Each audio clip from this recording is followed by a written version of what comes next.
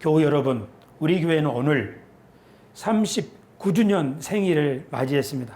그래서 저는 오늘 교회에 대해서 설교하려고 합니다. 교회가 무엇인가? 교회는 하나님의 백성이 모인 공동체입니다.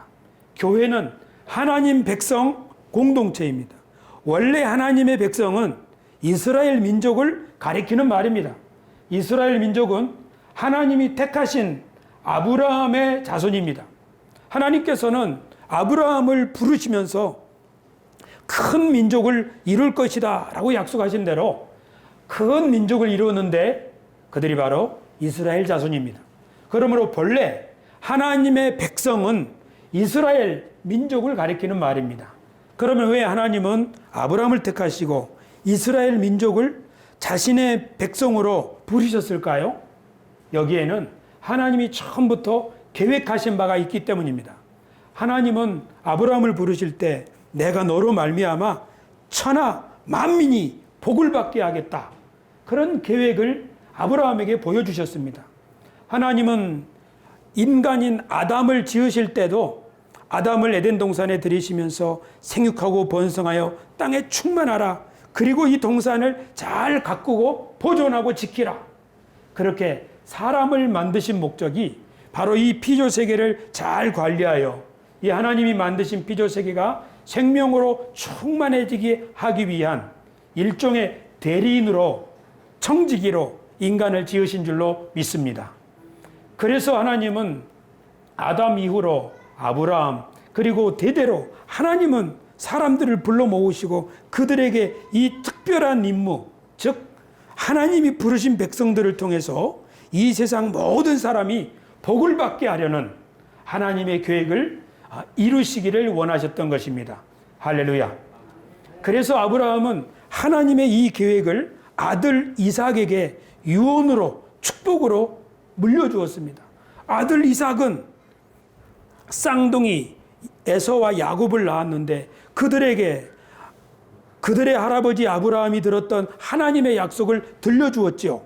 그런데 야곱은 하나님의 약속, 하나님의 축복, 하나님이 우리를 통해 이루실 그 위대한 계획을 소중하게 생각하고 내가 저것을 받아야 되겠다. 내가 저기에 동참해야 되겠다. 그런 마음의 열정이 있었지만 에서, 장남으로 태어난 에서는 그게 뭐야? 저게 나하고 무슨 상관이 있어?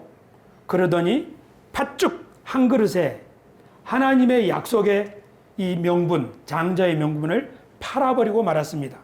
성경에서는 하나님이 계획하신 바, 그것을 사람을 통하여 알려주시는데 그것을 업신여기고 소홀히 여긴 에서와 같은 사람을 망령된 사람이다. 그렇게 성경은 경고하고 있습니다. 하나님의 뜻에 대하여 소홀히 여긴 그 백성에 대한 성경의 평가입니다. 이렇게 해서 야곱은 이스라엘 나라를 이스라엘 민족의 조상이 되었고 한 민족이 세워졌습니다. 그들이 바로 하나님의 백성 이스라엘 민족입니다. 그런데 세월이 지났습니다. 이스라엘 민족은 아브라함으로부터 하나님이 어떤 계획을 가지고 계셨는지 하는 것을 들었지만 세월이 지나다 보니까 하나님이 자기 민족을 택하신 이유와 목적을 잊어버리고 말았습니다. 오늘 저는 우리 교회가 39년 전에 이 땅에 세워졌는데 하나님이 우리 교회를 왜 세우셨는지, 우리를 이곳에 왜 불러 모으셨는지 그것을 재발견할 수 있게 되기를 주의 이름으로 부탁을 드립니다. 할렐루야. 이스라엘 민족은 하나님의 목적을 잃어버렸습니다. 하나님의 목적이 무엇이었습니까? 하나님이 불임 부부를 불러서 큰 민족을 이루게 해주시고 큰 나라를 이루게 해주시고 그들이 들어가 살 땅을 주시고 하신 그 목적이 무엇이었나요? 교우 여러분, 그 목적은 이스라엘 민족을 하나님의 제사장 나라로 삼으셔서 천하 만민에게 복을 주는 그런 축복의 대리인들, 축복의 청지기들을 삼기 위함입니다. 그러니까 이스라엘 민족은 자기들만 구원받는 것이 아니라 자기들을 통해서 천하 만민이 구원받을 사람이다. 이런 일이 하나님의 계획이다 하는 것을 이스라엘은 기억해야 됐습니다. 그런데 그것을 망각할 때 이스라엘 백성들은 이방인들과 우리를 구별하면서 하나님은 우리 민족만 위하는 우리들의 하나님이다. 그렇게 하고 말았습니다. 하나님은 이스라엘 민족이 그렇게 자기밖에 모르는 그런 하나님의 뜻을 잊어버리고 자기들만 하는 그들을 향하여 그렇지 않다. 내 뜻은 모든 만민이 구원을 받는 것이다 하면서 예언자 요나를 보내셨습니다. 요나를 통해서 하나님은 이스라엘의 원수 나라인 니느웨, 아수르의 수도인 니느웨 백성들을 하나님이 아끼신다 하는 것을 가르쳐 주셨습니다. 그뿐만 아니라 예언자들을 통하여 이스라엘 민족이 사실은 많은 연단 끝에 포로로 끌려가고 성전이 무너지고 그래서 거기에서 돌아온 이스라엘 민족에게 예언자들을 통해서 하나님이 말씀하시기를 이스라엘아, 야곱아, 하나님이 너희를 택하였는데 이는 세상을 비추는 등불이 되라고 택하신 것이다. 일어나라, 빛을 발하라. 이 말은 이스라엘 민족이 세계 열방을 위한 모델 국가가 되라는 의미였는 줄로 믿습니다. 할렐루야. 이처럼 하나님의 백성들이 하나님의 뜻을 망각해버릴 때는 자기들만 위하는 하나님을 자기 부족의 신, 부족의 수호신으로 생각했던 것이지요. 예수님께서 오셨을 때에도 사실은 유대인들이 그런 생각에 꽉 들어차 있는 것을 보셨습니다. 그래서 예수님은 아예 이런 말씀하시지요. 동서사방에서부터 많은 사람들이 모아서 아브라함과 함께 천국의 자리에 앉게 되지만 그 나라의 본 자손들은 바깥 어두운 데 쫓겨나서 슬피 울며 이를 갈게 될 것이다. 이게 무슨 말입니까? 혈통적으로 아브라함의 자손인 이스라엘 민족이 하나님이 그들을 택하신 목적과 사명을 잊어버릴 때 하나님은 그들을 쫓아내시고 저 멀리 있는 사람들을 불러서 하나님이 뜻하신 바를 이룬다는 말씀이 되겠습니다. 할렐루야.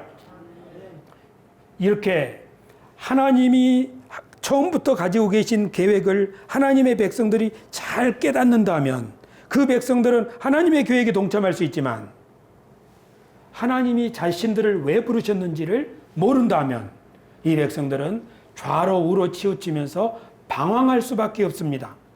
바울 사도는 하나님의 경륜, 자기 동족들이 알지 못하는 이 하나님의 뜻, 하나님의 계획을 사람들한테 열심히 전할 때 사람들이 바울의 복음을 거절했던 것을 바울은 보았습니다.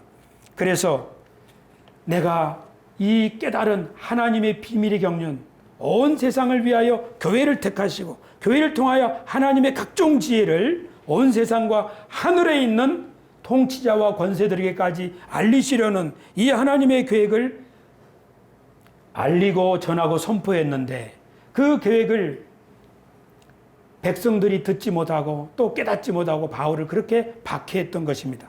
저는 오늘 이 설교를 통하여 우리 새소망 교회를 하나님이 지금까지 환난과 그리고 고통 가운데서 보존하시고 우리들을 이 감동적인 역사적인 39주년 그리고 내년에 40주년에 이렇게 바라보는 시점에 서게 하신 것은 특별한 의미가 있다고 생각합니다. 그러므로 오늘 이 메시지를 통해서 저와 여러분들이 교회를 부르시고 교회를 세우신 하나님의 뜻을 잘 이해하면서 그 뜻을 믿음으로 받아들인다면 아브라함과 그리고 이삭과 야곱과 그리고 우리 믿음의 열조들이 하나님의 대리인으로 살았던 그 믿음의 반열에 우리들도 당당하게 설 수 있게 될 줄로 믿습니다. 할렐루야. 그렇습니다. 교회는 하나님의 백성 공동체입니다. 하지만 어떤 사람들은 하나님의 통치를 받지 않고 자기 마음대로 자기 뜻대로 살아가는 사람들이 있습니다. 성경은 그런 사람들의 역사를 보여주고 있습니다. 특별히 노아 홍수 이후에 사람들이 동쪽으로 이동하다가 넓은 시나리라고 하는 평지를 만났는데 거기서 하늘에 이르는 탑을 쌓자. 그것이 바로 바벨탑이었죠. 또 아브라함의 조카 롯도 이렇게 보다가 저 동쪽에 소돔과 고모라 성이 있는데 그쪽에 비옥한 땅을 보고 그쪽으로 가서 소돔과 고모라가 불탈 때 아브라함의 조카 롯이 모았던 모든 재산도 다 불타버리고 말았습니다. 이렇게 보면 하나님의 뜻, 하나님의 계획, 그리고 하나님을 경외하는 삶을 잊어버리고 자기 마음대로 자기 중심으로 살아가는 삶, 이 삶은 반드시 심판을 받는다는 것을 알 수 있습니다. 성경은 그런 삶을 세상적이고 육신적이고 그리고 정욕적이고 마귀적이라고 성경은 정죄하고 있습니다. 이렇게 볼 때 교회도 하나님의 소명과 교회의 정체성을 망각할 때마다 탈선할 수 있다는 사실을 우리는 기억해야만 하겠습니다. 오늘날과 같이 과학 문명이 발전한 시대에서 사람들이 하나님을 마음속에 두기를 싫어하고 살아간다면 현대 문명도 또 하나의 바벨탑이 되어서 결국 허망하게 무너질 수밖에 없다는 사실을 우리는 기억해야만 하겠습니다. 할렐루야. 저는 성경에서 두 가문이 있는 것을 보았습니다. 하나는 아담과 하와가 낳은 셋의 가문입니다. 셋의 가문 사람들은 여호와 이름을 부르며 살았습니다. 하나님께 기도하면서 하나님을 경외하면서 살았습니다. 또 다른 가문이 있습니다. 그것은 가인의 가문입니다. 창세를 읽어보면 가인의 가문은 성을 쌓고 악기를 개발하고 도구를 만들고 하면서 문명을 발전시킨 그런 가문이었다는 것을 알 수 있습니다. 하지만 이 가문 사람들은 하나님을 부르지도 않고 경외하지도 않고 하는 사람들입니다. 그 결과가 어떻게 됩니까? 가인의 가문 후예들이 이 세상에서 노아 홍수 심판을 받아 멸망하게 된 줄로 믿습니다. 오늘 우리 시대도 정말 부족할 것이 없는 이 문명의 이기 가운데 살고 있지만 이 문명 가운데 하나님을 잊어버린다면 그 나라나 그 개인은 모래 위에 세운 집처럼 반드시 무너질 수밖에 없다는 사실을 우리는 기억해야만 하겠습니다.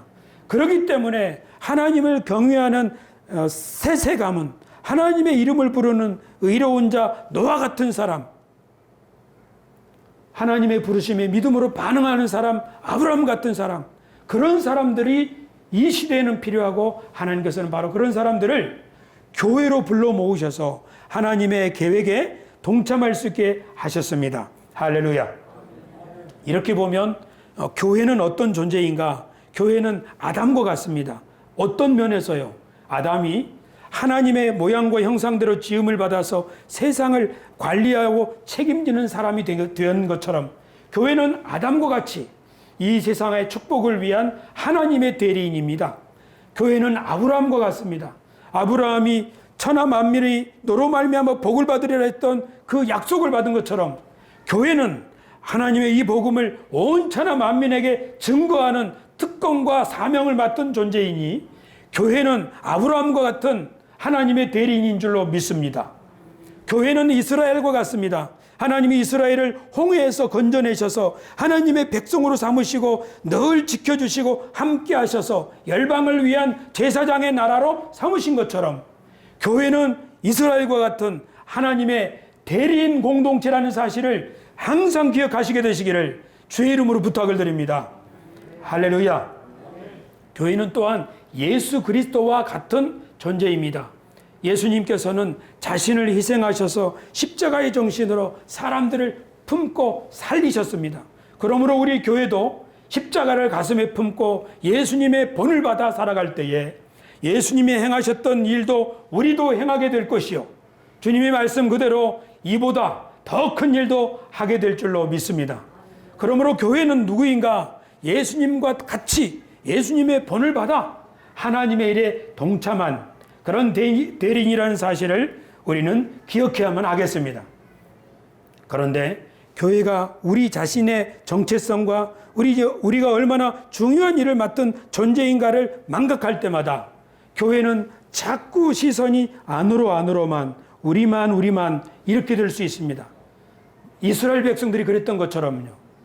그렇게 되면 진짜로 하나님의 대리인들이 가슴을 열고 하나님의 뜻에 순종하려고 할 때 편협한 고정관념에 사로잡힌 하나님의 백성들이 그 하나님의 진정한 대리인들을 십자가에 못 박거나 돌로 치거나 이 사람은 전염병 같은 사람이다, 그렇게 정죄할 수도 있다는 사실을 기억해야 하겠습니다. 우리 원래 하나님의 백성이었던 이스라엘 민족이 그들 가운데 오신 예수님을 십자가에 못 박았다는 사실을 기억한다면, 오늘 교회가 깨어있지 아니하면 오늘 교회가 하나님의 사람들을 순교자로 만들 수 있다는 사실을 기억해야만 하겠습니다. 할렐루야. 이렇게 교회의 본질과 사명을 생각하면서 우리 교회를 한번 되돌아보겠습니다. 우리 교회는 39년 전에 금호동 금북시장에서 출발했습니다. 그리고 행당동 일대를 이렇게 지나다가 여기 무학봉 기슭에 예배당을 얻고 지내게 되었습니다. 우리 교회는 저를 포함해서 그동안 7분의 목회자들이 헌신을 했고 많은 임직자들이 세워졌습니다. 우리 교회를 지나간 어린이들, 청소년들, 청년들, 그리고 장년 성도들이 곳곳에 흩어져서 하나님의 백성으로 그곳에서 헌신을 하고 있고, 어떤 사람들은 신앙을 잃어버리고 살아가고 있습니다. 현재 2020년 우리 교회는 약 30명의 공동체로 이루어진 교회입니다. 세월이 흘러서 천막만 쳐도 사람들이 몰려들던 그런 교회에 몰려들던 시대가 있었습니다. 하지만 지금 교회가 약화되어서 해산하는 교회도 있고, 그리고 폐쇄되는 교회도 많습니다. 특별히 새로 일어난 개척교회들, 창립교회들이 많이 문을 닫고 있는 실정입니다. 지금 전과 다른 아주 어려운 상황 가운데 교회가 있습니다.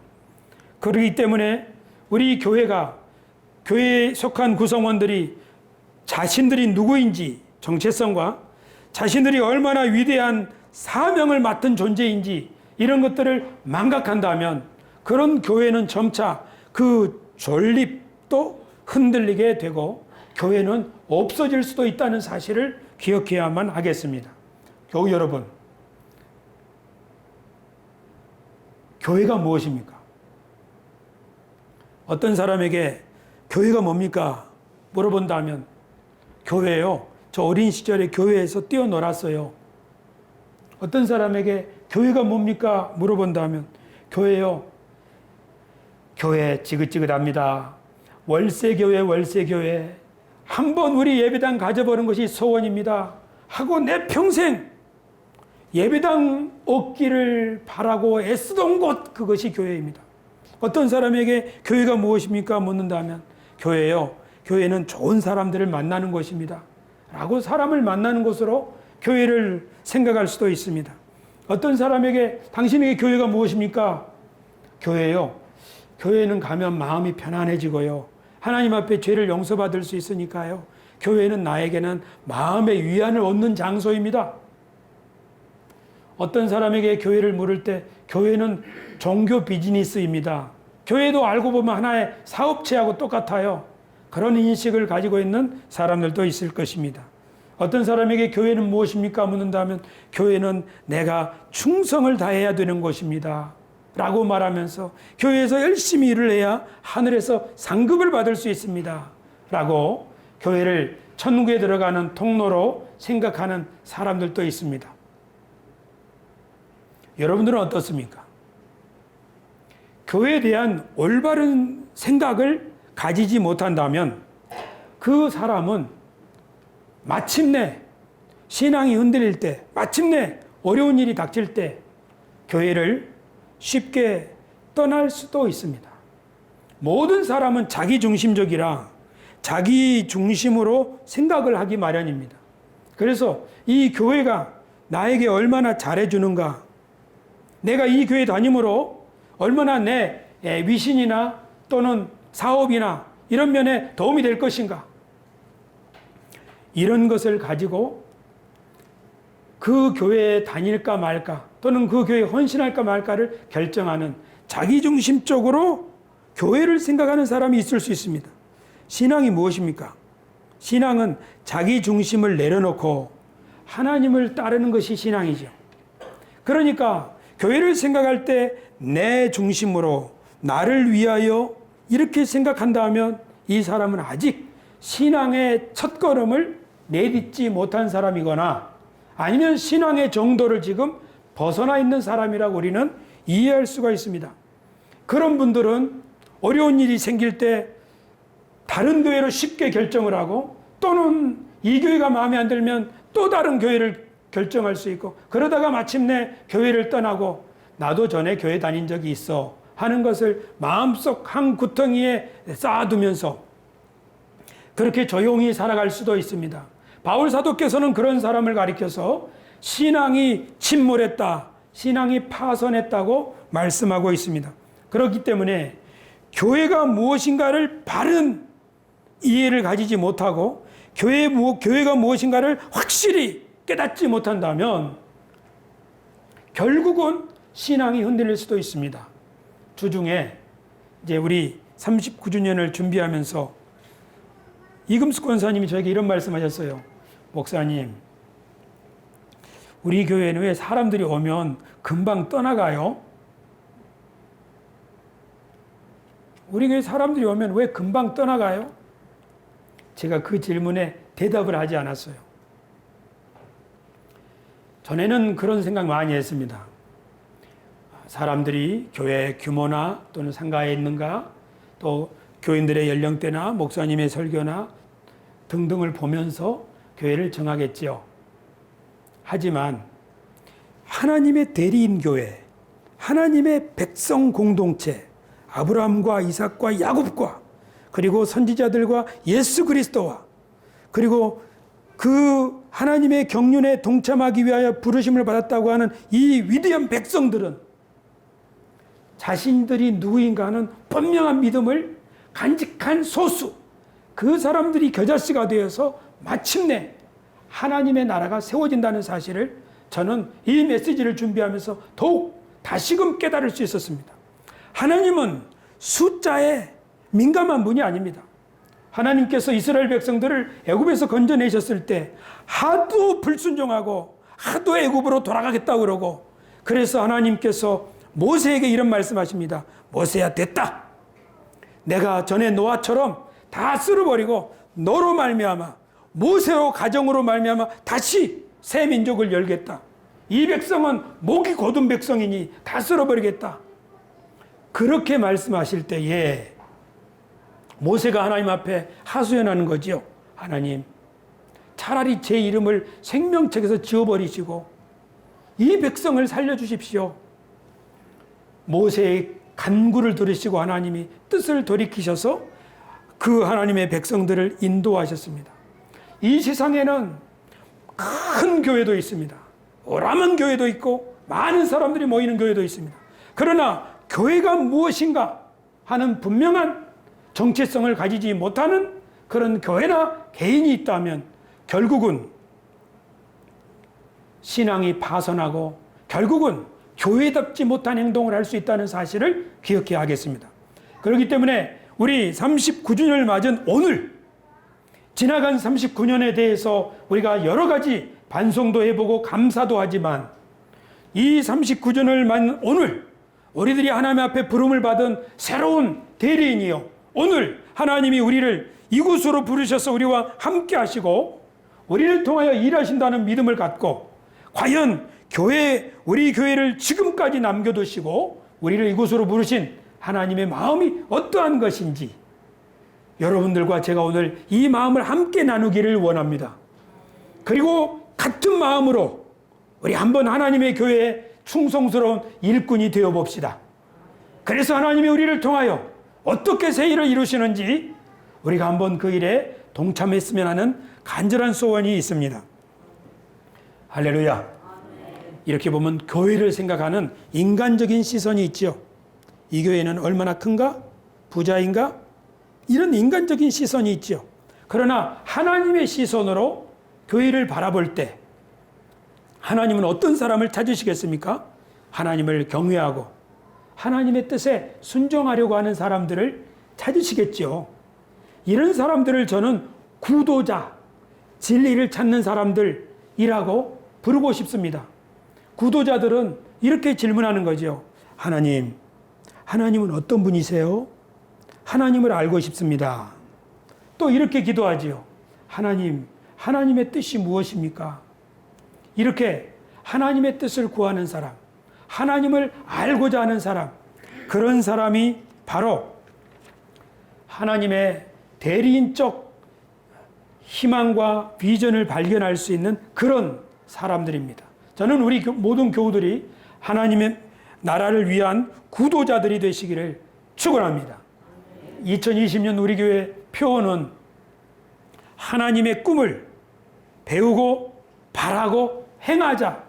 부제는 구도자에서 기도자로, 기도자에서 동참자로. 저는 우리 모든 교우들이 이 질문을 계속 붙들게 되기를 바랍니다. 하나님, 당신은 누구입니까? 하나님을 알고 싶습니다. 하나님의 뜻이 무엇입니까? 하나님의 뜻을 알고 싶습니다. 할렐루야. 신앙생활은 구도자의 길입니다. 우리가 살다 보면은 희로애락을 경험합니다. 우리 기대대로 일이 잘 풀릴 때는 우리가 기뻐할 수 있습니다. 그러나 우리 기대대로 일이 잘 안 되고 인생이 꼬일 때 우리는 마음에 좌절을 경험하고 때때로 우리 속에서 분노가 일어나는 것을 경험합니다. 우리는 살다가 너무 힘들고 고단할 때, 삶이 왜 이렇게 힘들고 고단한가? 인생이 너무 덧없는 것 같다.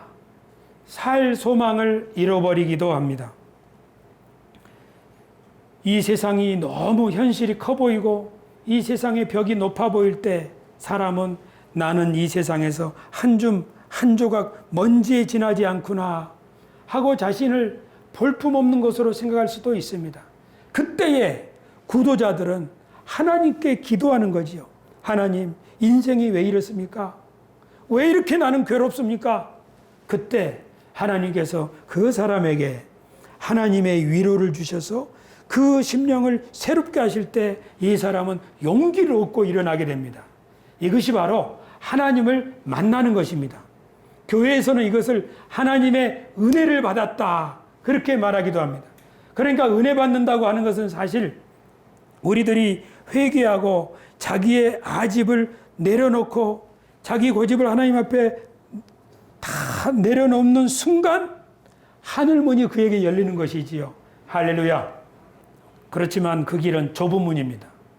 자기 아집을 내려놓는다는 거, 자기 고집을 내려놓는다는 거, 자기 아집에 꽉 차서 사람들하고 담을 싸고 사는 사람들, 그런 사람들은 하나님의 은혜의 문으로 들어가기가 어려울 것입니다. 예수님께서는 좁은 문으로 들어가기를 힘쓰라 그렇게 말씀하셨습니다. 그렇게 힘들고 어려운 일 앞에서 뜻대로 잘 되지 않는 그런 현실 앞에서 내 생각을 내려놓고 내 아집을 내려놓고 하나님 앞에 겸손히 하나님께 가까이 나아가면 하나님은 남녀노소 빈부 귀천을 막론하고 누구든지 만나주십니다. 할렐루야. 그러므로 모든 사람들이 하나님의 은혜를 경험할 수가 있고 모든 사람들이 하나님을 만날 수가 있다는 사실을 믿으시기를 축원합니다. 이렇게 하나님께 가까이 나가는 것을 가리켜서 우리는 경건이라고 말합니다. 구도자들은 두 가지 질문한다고 그랬죠. 하나는 하나님이 누구신가? 하나님이 얼마나 선하고 인자한가를 맛보기를 시작하는 것, 그것이 바로 하나님을 알아가는 과정입니다. 두 번째 질문은 하나님이 이렇게 좋으신 분인데 하나님이 내게 이렇게 은혜를 주시는데 하나님의 뜻이 뭡니까? 주님, 제가 무엇을 해야 됩니까? 하나님의 뜻을 구하는 기도입니다. 사람이 하나님의 뜻을 구한다는 것은 내가 하나님의 뜻에 순종하겠다 하는 결심을 말하고 있습니다. 사람이 하나님을 만나는 순간은 자기를 내려놓는 시간이라면 사람이 하나님의 뜻을 발견하게 되는 것은 나를 하나님 앞에 드릴 때 하나님 그 사람 앞에 하나님의 뜻을 보여주십니다.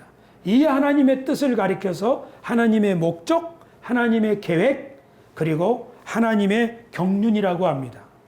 교회 여러분, 천기라고 하는 말, 무당들이 쓰는 말이지요. 하지만 이 천기라고 하는 말을 한자로 보면 하늘 천자에다가 배틀 기자입니다.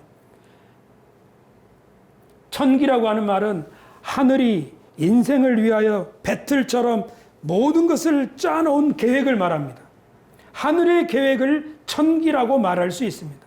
그러므로 하나님의 경륜을 우리는 다른 말로 하나님의 계획, 하나님의 천기, 그러므로 하나님의 뜻을 알고 하나님의 뜻에 순종해 나가는 사람은 하나님이 짜놓은 그 인생의 수를 따라서 자신이 맞춰 나간다고도 우리는 이해할 수 있습니다. 하나님의 뜻에, 하늘의 뜻에 순종하는 것은 천리를 따라 순리대로 사는 삶이요, 하늘의 뜻을 거역하는 것은 영리를 따라 사는 삶이라고 말할 수 있습니다. 바울 사도는 하늘이 나에게 보여주신 것을 내가 거스르지 아니하고 그 복음을 전하였다고 그렇게 고백했습니다. 하늘이 열어서 보여주신 것, 그것을 성경의 용어로는 계시라고 말합니다. 하나님께서는 하나님의 백성들에게 두 가지를 보여주십니다. 첫째로, 너무 애달고 힘들고 고통스러운 일이 있을 때 하나님이 얼마나 좋으신지, 얼마나 사랑하시는지, 얼마나 귀하게 여기시는지를 뼈저리게 느끼게 해주십니다. 이것을 깨닫는 사람들은 하나님 앞에서 눈물을 흘리면서 기도하는 거죠.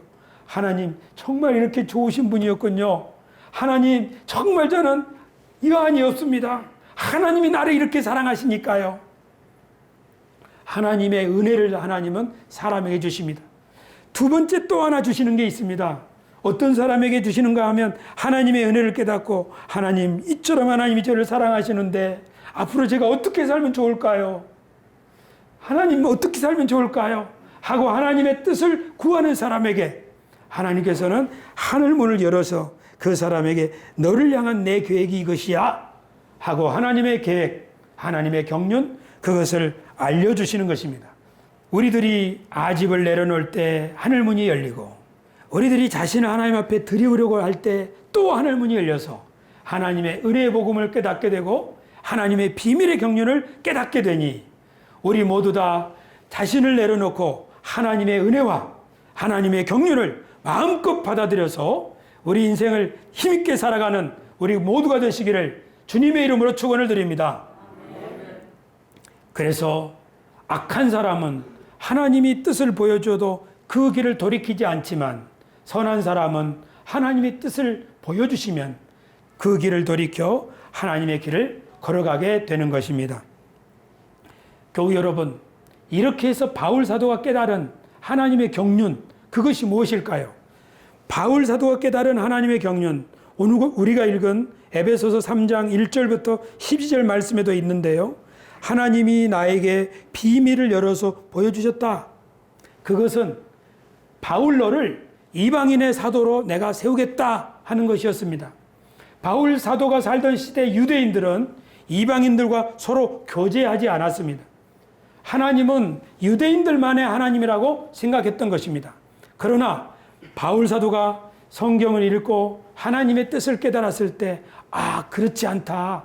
하나님은 처음부터, 아담부터, 아브라함부터, 이스라엘부터 예수 그리스도를 통하여 하나님은 온 천하 만민이 함께 한 몸을 이루고 함께 한 집을 이루어서 하나님이 거하실 처소로 함께 지어져 가고, 유대인이나 이방인이나 하나 되어서 하나님이 우리에게 주시는 새로운 미래를 물려받고 그 나라를 함께 건설하는 공동 건설자들, 동역자들이 되기를 원하신다. 바울 사도는 이것을 깨닫고 회당마다 다니면서 복음을 전했습니다. 그때 동족인 유대인들은 바울 사도를 굉장히 위험한 인물로 생각했던 것이지요. 어떻게 유대인이 이방인과 함께 할 수 있느냐 하는 것이지요.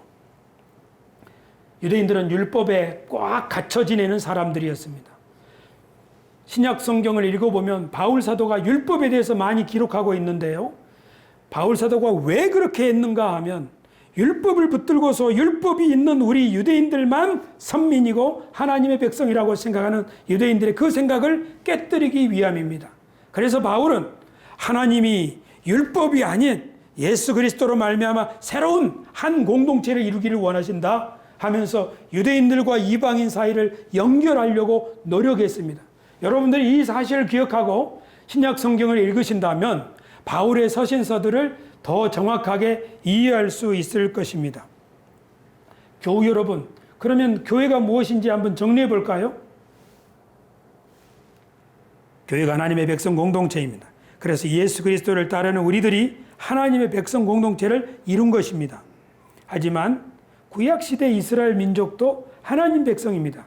그러므로 구약 백성들도 교회라고 말할 수 있습니다. 실제로 사도행전 7장에서 스데반 집사님이 설교할 때 광야에 있던 교회라고 이스라엘 백성들을 지칭했던 것을 알 수 있습니다. 교회는 하나님의 백성 공동체입니다.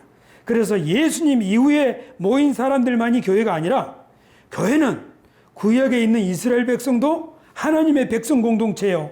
아브라함의 자손들도 하나님의 백성 공동체예요. 더 나가보면 아담 부부도 하나님의 백성 공동체 부르심을 받았으니 그들도 교회라고 말할 수 있습니다.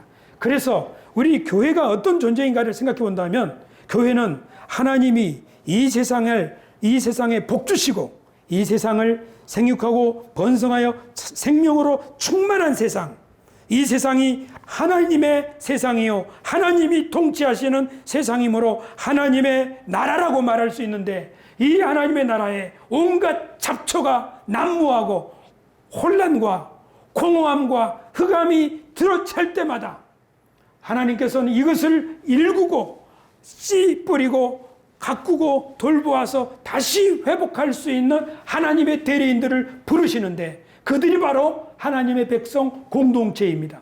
하나님은 처음 아담부터 계속적으로 이 일을 해오고 계십니다. 하나님의 입장에서 봤을 때 아담과 하와가 없으면 에덴 동산은 엉망이 됩니다. 하나님의 입장에서 봤을 때 아브라함이 하나님의 말씀에 불순종한다면 한 민족이 세워질 수도 없고 세계 모든 민족을 살리려는 그 하나님의 계획도 이루어질 수 없습니다. 하나님의 입장에서 봤을 때 하나님의 대리인인 예수 그리스도의 순종이 없다면 온 천하 만민은 여전히 흑암 가운데 살 것입니다. 하나님의 입장에서 봤을 때 예수 그리스도를 믿고 하나님께로 나온 하나님의 백성 공동체가 주여 이 시대의 희망으로 교회를 세우시고 교회를 통하여서 하나님의 온갖 지혜를 세상에 나타내실 뿐만 아니라 교회를 통하여서 하나님의 각종 지혜를 하늘에 있는 천사들에게까지 알게 하시는 하나님이 일하시는 대리인, 하나님이 일하시는 통로, 하나님의 축복의 청지기, 교회가 없다면 하나님의 일이 이루어지지 않겠구나. 그렇게 자신들을 깨닫고 하나님 말씀에 순종한다면, 그런 교회가 있다면 그 교회는 예수 그리스도와 같은 교회요, 그 교회는 아브라함과 같은 똑같은 믿음의 교회가 된 줄로 믿습니다. 그러므로 우리 교회를 향한 하나님의 기대는 아브라함을 향하여 가지셨던 하나님의 기대와 동일합니다. 교회를 향한 하나님의 기대는 이스라엘 백성들을 애굽에서 업어다가 새 땅으로 인도하여서 그들을 축복하고 보호하셨던, 그리고 마침내 그곳에 성전을 주시고 온 세상에 빛이 되게 하시려 계획하셨던 그 이스라엘에게 기대하셨던 하나님의 기대와 우리를 향한 하나님의 기대는 동일합니다. 교회를 향한 기대는 우리 주 예수 그리스도를 이 땅에 하나님이 보내시면서 그 예수 그리스도의 믿음과 사랑과 순종과 헌신의 삶을 통하여 앞으로 펼쳐지게 될 수많은 미랄들이 겨자씨 하나를 통해서 많은 열매를 맺게 되는 것처럼, 우리 교회의 믿음과 순종을 통해서 하나님이 그런 미래를 이루신다는 사실을 깨닫는 교회가 있다면, 그리고 그것이 우리를 통해서 이루어지게 하겠다 해달라고 밤낮 부르짖는 교회가 있다면, 그런 교회는 하나님께서 들어서 그래 너희는 누룩처럼 보잘것없고 사람들에게 눈에 띄지도 않지만 마침내 가룩 서말 전체를 부풀게 한 하나님의 나라의 역사를 내가 너희를 통해서 이루기를 원하노라 하고, 그런 교회를 하나님이 쓰실 줄로 믿습니다. 저는 우리 교회가 이런 교회가 되기를 간절히 바랍니다. 저는 우리들이 바로 하나님께서 그런 교회를 세우시려고 이 시대에 부르셨다는 사실을 우리 모두가 마음 저리면서 감격하면서 기뻐하면서 그렇게 살 수 있게 되기를 주님의 이름으로 부탁을 드립니다. 할렐루야. 이렇게 하나님의 뜻을 깨달은 사람들은 교회가 중요하구나, 하나님의 뜻이 이루어지기 위해서 교회가 중요하구나, 그걸 깨닫고 이스라엘 백성들은 자기 폐물을 벗어서 성막과 성전을 건축하는데 드렸지요. 교회가 너무너무나 중요하기 때문에 저 멀리 포로로 끌려갔던 사람들이 천리 만리 타향을 두고 다시 돌아와서 하나님의 성전을 건축하는 일에 자신을 드렸죠. 교회가 너무 소중하기 때문에 예수님께서는 교회를 탄생하시려고 자기 옆구리를 찢어서 피를 쏟으신 것 아닙니까? 우리가 우리 교회의 가치를 이렇게 깨닫는다면 하나님은 우리 교회를 통해서 아담에게 약속하셨던 생육, 번성, 충만의 일을 시작하실 수 있습니다. 우리가 우리 자신이 하나님 앞에 우리 교회가 이런 존재라는 걸 깨닫고 하나님이 이렇게 우리를 부르셨다는 것을 믿고 그것을 야곱처럼 막 뺏으려는 사람처럼 침노하듯이 하나님 우리 교회를 통해서 이루어 주십시오. 내 인생을 통해서 이루어 주십시오. 하고 그런 열망을 가진 성도들이 있는 교회라면 하나님께서는 그 교회를 통하여 내가 아브라함 너로 말미암아 천하 만민이 복을 받게 하겠다. 그 아브라함의 약속을 우리 교회를 통해서 이루실 줄로 믿습니다. 바울은 이 사실을 깨닫고 너무나 부족한 나에게 하나님이 이 놀라운 계획을 주셨구나. 그리고 감사하면서 그렇게 사방에 다니며 하나님의 복음을 전하고 많은 매를 맞고 고초를 겪었지만 하나님이 내게 보여주신 이 소망, 하나님이 우리 믿는 사람들을 위해 예비하신 그 하나님의 기업이 얼마나 놀라운지를 깨닫고서 환경의 어려움을 좋게 이겨내고 자기는 한 푼도 없는 가난한 사람이지만 많은 사람을 부유하게 하는 자라고 하는 그런 확신을 가지고 살았고 사방으로 우겨쌈을 당하여도 나는 결코 눌리지 않는다고 하는 그런 확신을 가지고 살았으니 우리 교회가 오늘 39주년을 맞이하여 이런 믿음의 확신과 이렇게 우리 교회에 대한 정체성을 분명하게 이해하여 새 소망 교회는 새 시대를 위한 하나님의 구루터기 교회로서 지난 40년 동안 고통과 연단 가운데 왔으니 이제 조회강 목사를 만나서 자신이 마치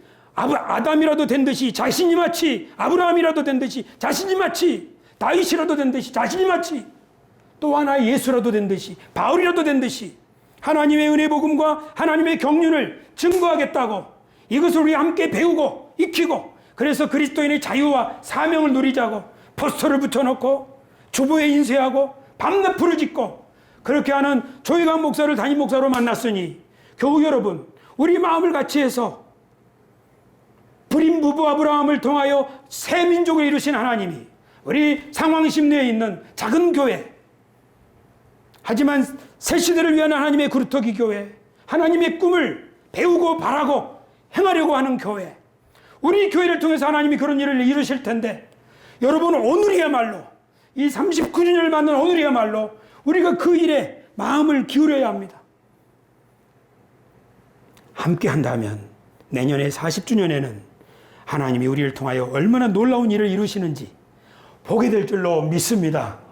비록 우리들은 후피하여 가지만 우리의 환경은 부족하지만 우리는 연약하지만 그런 사람들을 하나님이 들어서 원래 그렇게 하나님이 일하신다는 사실을 깨닫고 아브라함을 그렇게 불렀고 이스라엘을 종살이하는 사람들을 불렀고 여덟 형제 중에 막둥이 다윗을 불렀고 그리고 갈릴리에서 어부 생활하던 그들을 불렀으니 하나님의 이 위대한 부르심에 응답하고 나온 저와 여러분들이 이 믿음에 오늘 반응할 수 있고 이 믿음을 받아들일 수 있다면 우리가 일주일 동안에 하는 일이 어떤 일이든지 간에 그 일들이 하나님이 하시는 일에 동참하는 일들이 되며 마침내 우리 인생은 하나님이 우리를 위하여 행하시는 기적을 경험하게 될 줄로 믿습니다.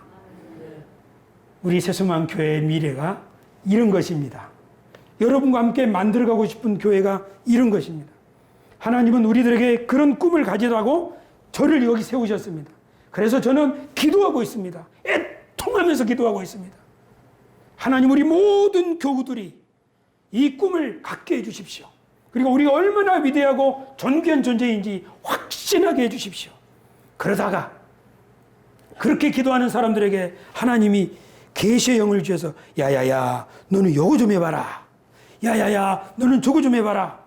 하고 아이디어를 줄 때마다 그것이 대박을 치게 되고 그걸 통해서 주변 사람들을 살리고 이런 역사가 일어나기를 저는 축복하고 있습니다. 할렐루야. 우리 한번 다시 인사합시다. 하나님 여러분과 함께 하십니다. 하나님이 지금도 일하고 계십니다. 오늘 설교 일찍 끝내려고 그러는데 제가 너무 좋은 날이라 흥분했습니다. 이 말씀을 여러분 꼭 간직하게 되시기를 바랍니다. 기도하겠습니다.